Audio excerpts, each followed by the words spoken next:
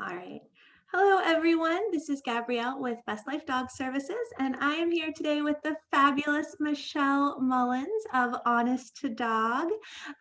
Michelle is the president of the IAABC Foundation, as well as a Karen Pryor Academy certified training partner, CPDT Knowledge and Skills Assessed, and a fear-free certified animal trainer and course contributor, Tag Teach Level 1 certified, an APDT professional member, and I promised I wouldn't read through the whole list, but there's just so many awesome accomplishments and certifications, and so I'm super excited to have you here today to chat about kind of the concept of what does go into all of this knowledge and getting the skill and experience. There are so many paths, so both for people who are looking to hire a professional to help them with their dog's behavior or to proactively set their dog up for success, or for folks who are interested in pursuing training or behavior as a career. I'm really excited to have you here to chat about what that can look like.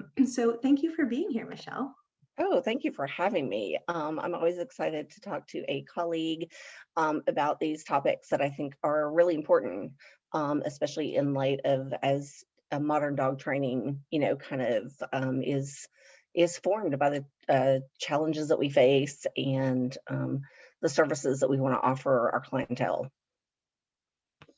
Absolutely, absolutely. And it can be, the results can be kind of varied, when you're out there and you're looking for a place to start, whether again, you're looking for help or you're interested in learning more on your own.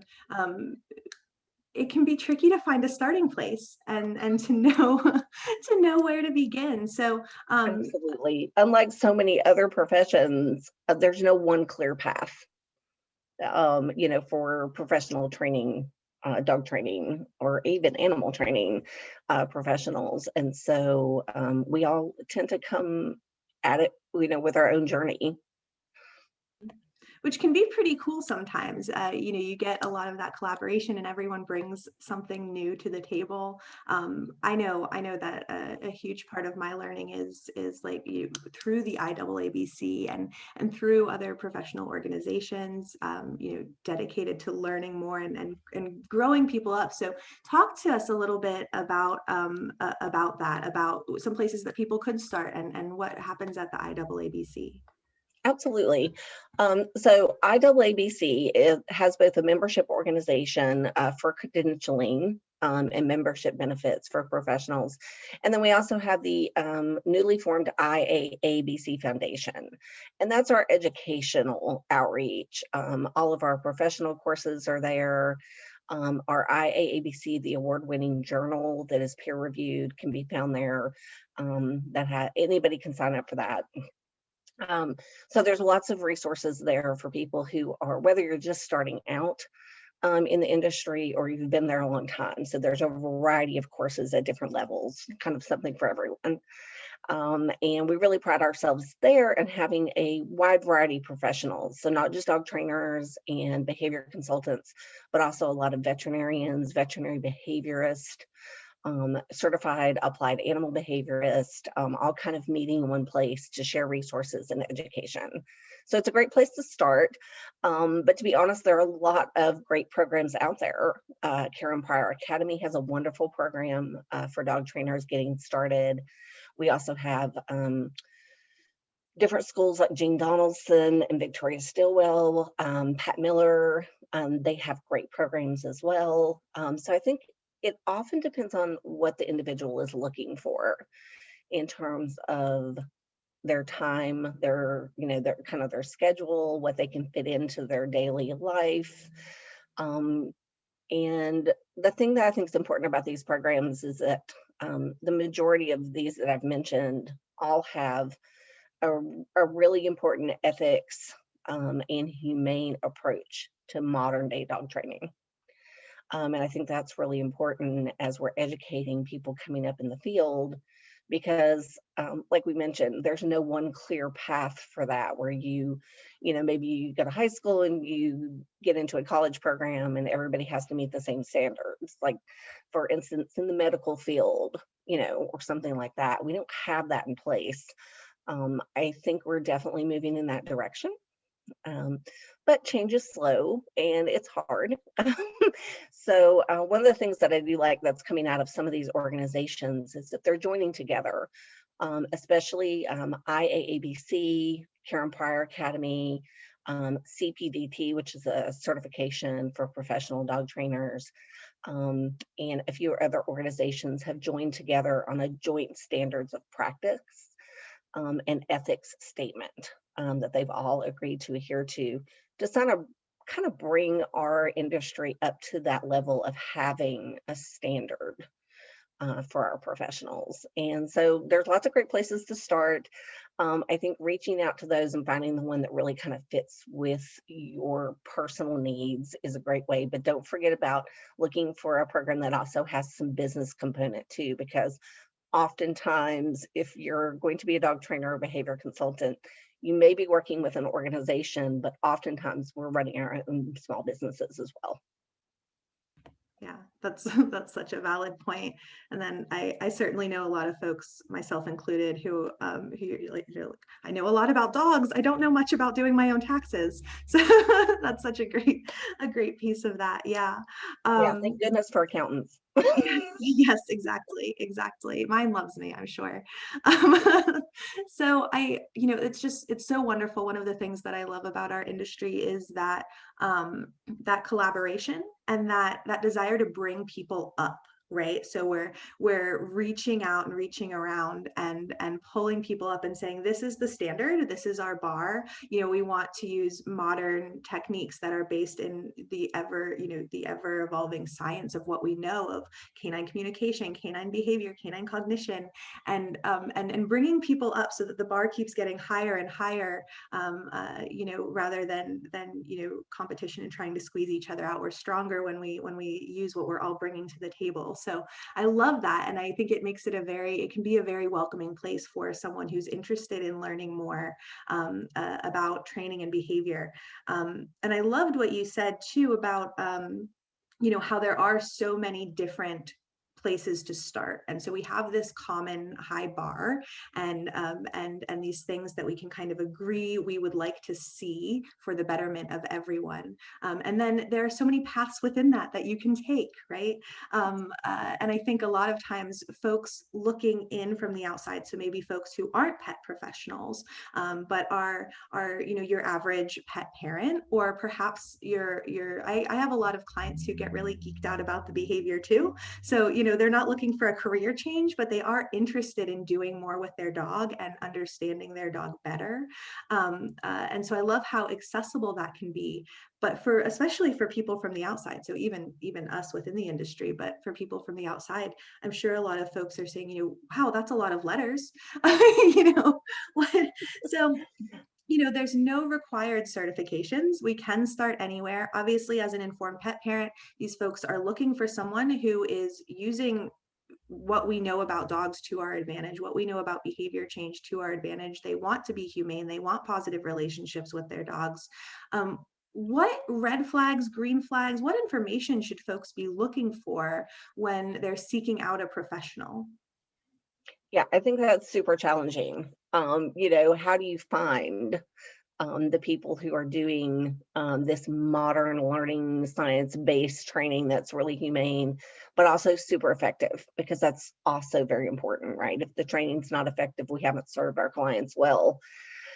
So I think that for me, the things that I'm looking for are mainly going to be that they do have an understanding or in mentioning learning science. Usually marker or clicker training usually falls under that. Um, Definitely want to look at somebody who can answer basic questions like, what's going to happen to my dog if he gets it right? What's going to happen if he gets it wrong? What do we do? Because while we're training new behavior, dogs are sometimes still getting it wrong, right? They don't understand what's happening yet or what to do yet.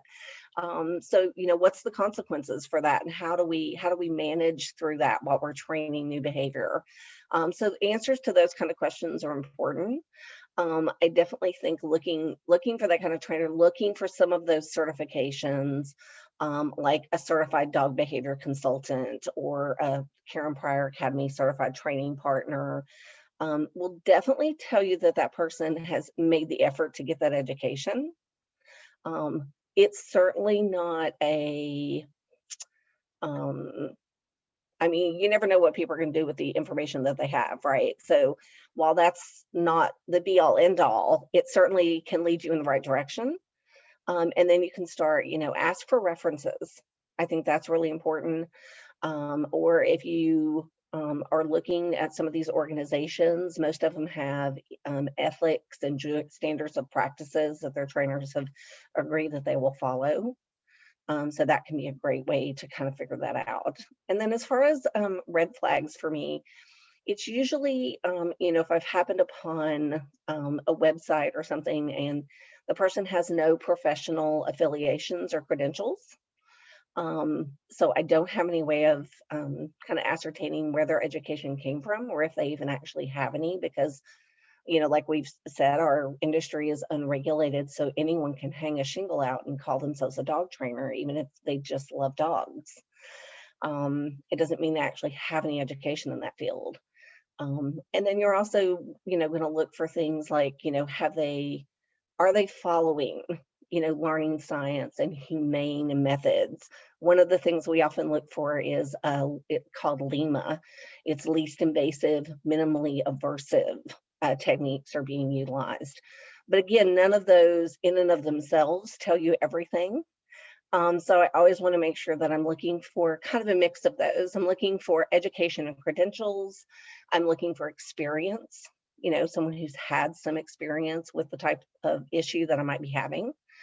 And we also want to look for, those references and things of that nature to kind of help us, figure out if they're a good fit for us. I know that's a lot of information to throw at people, but it really is, anytime you're finding a service provider, whether it be for, having a new roof put on your house, you want to put equal or more into having your dog trained, because you're Yes. dealing with the individual animal there, that does have a mind of their own. And, being able to not only communicate and help you communicate with that animal is important, but I think that professional also needs to be equally good at communicating with the human client. Absolutely. Absolutely. Yes. Yes. Oh, I love all of that. Um, it can be so tricky, and I think it's something that often doesn't occur to us as, unless you're immersed in this world. I and you can tell me if you have a similar or different experience, but I don't feel like I don't always get a ton of questions from new clients. Now, a lot of times they are coming over on the referral of someone that they trust or that has had a positive experience, or another professional that they trust. But even when folks have just picked me off of Google, I think there's a lot of trust there that if someone owns a pet business, a successful dog training business, then surely they are up to par, up to the standard that any pet parent would hope for. And a lot of folks, I think, are very surprised to learn that we don't have that type of regulation in the industry, and to find, oh, I should be asking these questions. So I think it's a great conversation, even even if some of the letters start swarming around in your head and you're like, okay, what am I looking for?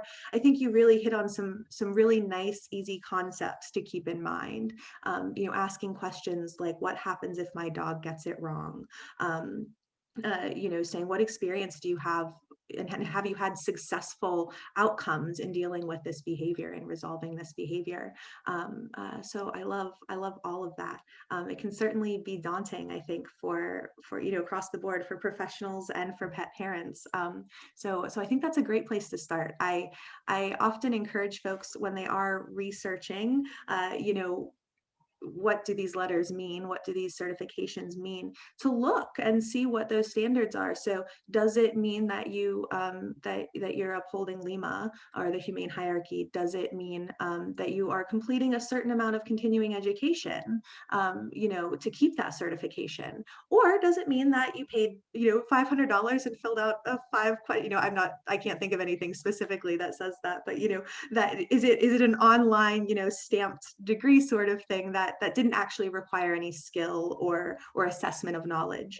And so what goes into it? Yeah, I mean, that's so important, just because I always say that you can look at all the credentials and, somebody could have a credential, from 10, 15 years ago, but my question is always, and what have they learned since then?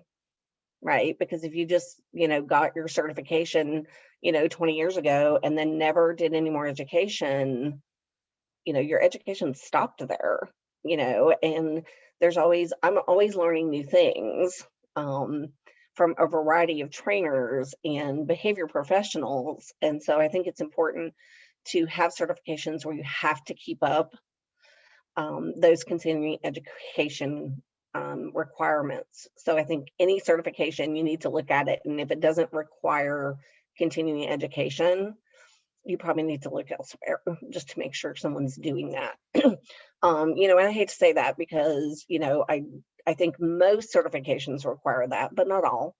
And again, if they don't have any certifications, they're not being held to any kind of standard. And I think it is so difficult for, our pet parents out there who are looking for really good trainers because they want the best for their animal and they don't know what to look for. So that's an education process that I think we have to actively participate in as trainers to make sure, I always tell people, if I just have an initial contact with them, I'm like, hey, give me a call or send me an email, tell me what you're looking for. And if I'm not it, I have a wonderful network of colleagues in this area. I will find you someone who is and get you, Yes. set up with them, because the goal for me is for them to find great training behavior help. And if I'm the right fit for them, great, but someone else may offer services that I don't offer, and then as some behaviors are, have medical components and need the help of even a veterinary behaviorist, which, we have a wonderful veterinary behavior, can't think of the word, resident here in town now who's working toward her certification in that field. She is a veterinarian and she has that specialty in behavior. So if there's medical components and components that might need medication, we have her to refer to. So there's so many options. You really want to look for a trainer who's not only willing, to work with you, but also has the skills that you need for the issue you're having. I don't take every case that comes my way because I have certain cases that I work with. And so I refer out to many wonderful colleagues, you included. So there's so many options for us. And I think, like you said, that network between us is so important.